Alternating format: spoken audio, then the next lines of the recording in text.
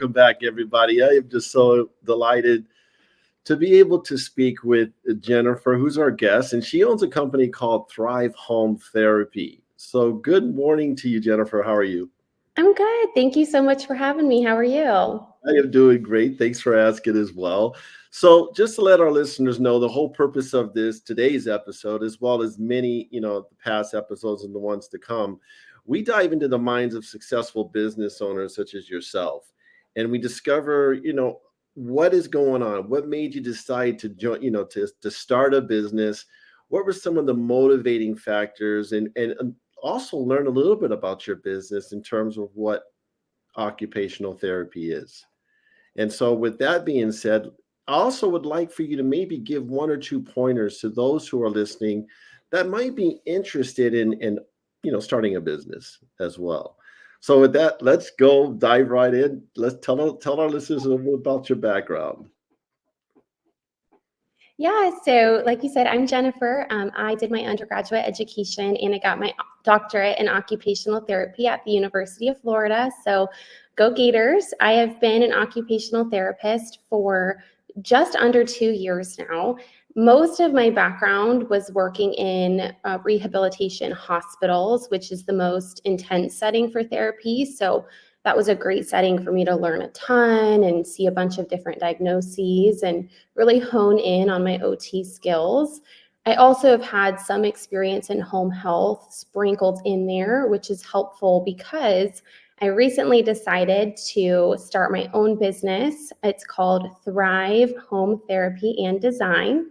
Congratulations. And thank you. Yeah, it's been very exciting, just such a process, but all things that I've, loved doing. But yeah, so starting that business, I was super passionate about what I do as an OT. So I felt ready to go off on my own and serve the community. Let's talk about that. You wanted to go off on your own and serving the community. What does that look like?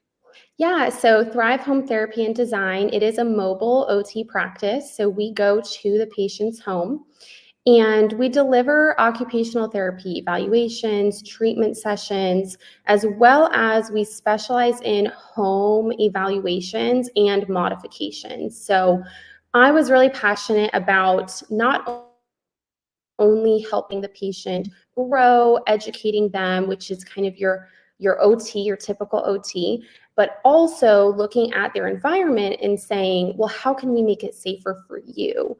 Or how can we modify this to fit you where you are at?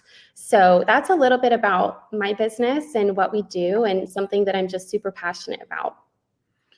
So I know when I was looking at your website, you offer a few different services when it comes to occupational therapy, from common conditions that include neurological conditions, right? Mhm. Spinal cord injury, orthopedic or injuries. These are things that people have that you come and you help with your company, correct? Yes. Yeah, we see a variety of different diagnoses, or we just even see common like aging. So occupational therapy, to give you a little bit more background, what it is, because I find that's a barrier that I've been facing too, is just educating people on what is occupational therapy. So basically, occupational therapists, we help people get back to doing the things that they need to do throughout their day or the things that they want to do throughout their day. So sometimes someone has gone through an accident or had a stroke or a spinal cord injury, or just had a big life change that's leading them to having more difficulty doing the things throughout their day. Sometimes it might be someone who is aging and now their balance maybe isn't as good, or they get really fatigued with things. So anyone who's having difficulty doing their daily routines, the things throughout their day, that is where an occupational therapist could be really beneficial. So it is important, as an occupational therapist, like you're saying, you really kind of got to diagnose and kind of listen to your patient, right? And figure out exactly what their symptoms are and then kind of recommend treatment that way, correct? Exactly. So I start with a full evaluation. So looking at the patient. And then that's why I love my business being in the home, because I look at the person in their environment. So I look at them, how are they functioning? And then I look at how they're functioning in their home. So, if you think about your daily routine, DDA, so maybe for me, if I were to use mine as an example, getting up in the morning, right? The first thing I have to do is turn off my alarm clock. And then I walk to my kitchen. I get my coffee going because I need that. I decide what to make for breakfast. I make that. I eat it. I do the dishes. I shower. I get dressed. So all these things make up my daily routine, and I do them in my home.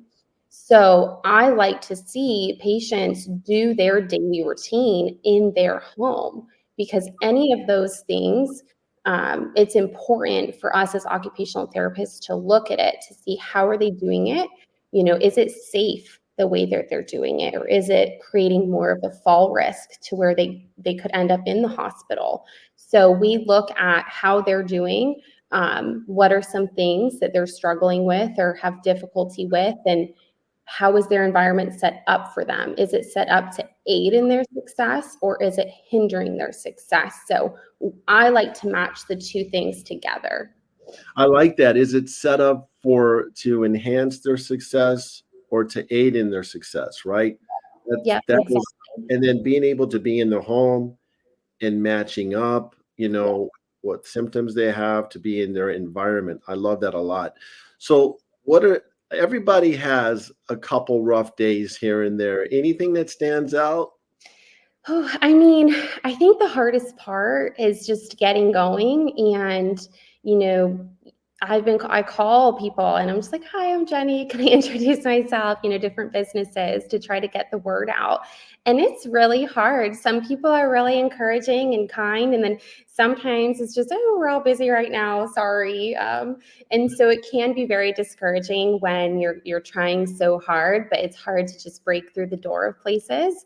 So those are some things that have been tougher, that you just really have to keep working through. I think the tough days, what I remember is my why. So why am I doing this? And why I'm doing this is because I know the benefit that occupational therapy can have for people. And I know that there's so many people out there that have no clue that my services exist, that could really benefit from my services. And if I don't keep going, then they're never going to know that I'm out there, and they're never going to know how I can help. We see wives who are caring for their husbands, and they have no idea how to mobilize them or get them dressed or bathe them. And so I think of them. I see people who haven't showered in 5 months because they're afraid to get in and out of their shower because it's just a true barrier for them. So on the tough days, I think about all of those people. And I think if I don't keep going, they're not going to know that I'm out there. And I know the benefit that my company and that occupational therapy can bring to them. So the patients make the tough days worth it. Well, first of all, kudos and thank you for what you do. Thank Uh, you. that's powerful in itself, and I can tell you have a big passion for what you do as well, Thank which is you. my next question. What makes you successful? And I pretty much answered that already. The passion. Yeah, yeah. I mean, I think finding something that you're really passionate about definitely is the number one thing. I think also, though, having a good support system goes a long way.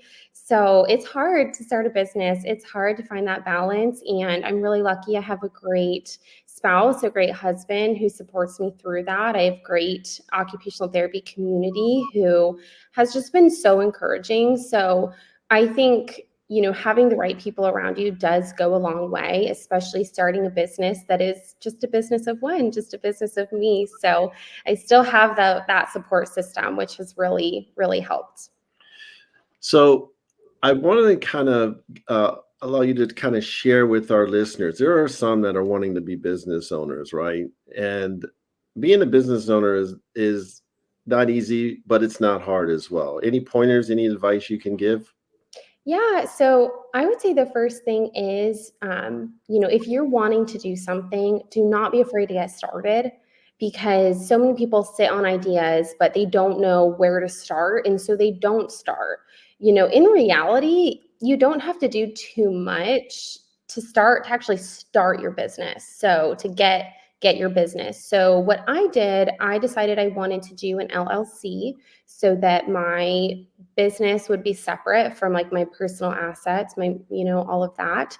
So once you get your LLC, then you just need your tax number. It's called an EIN, employee identification number.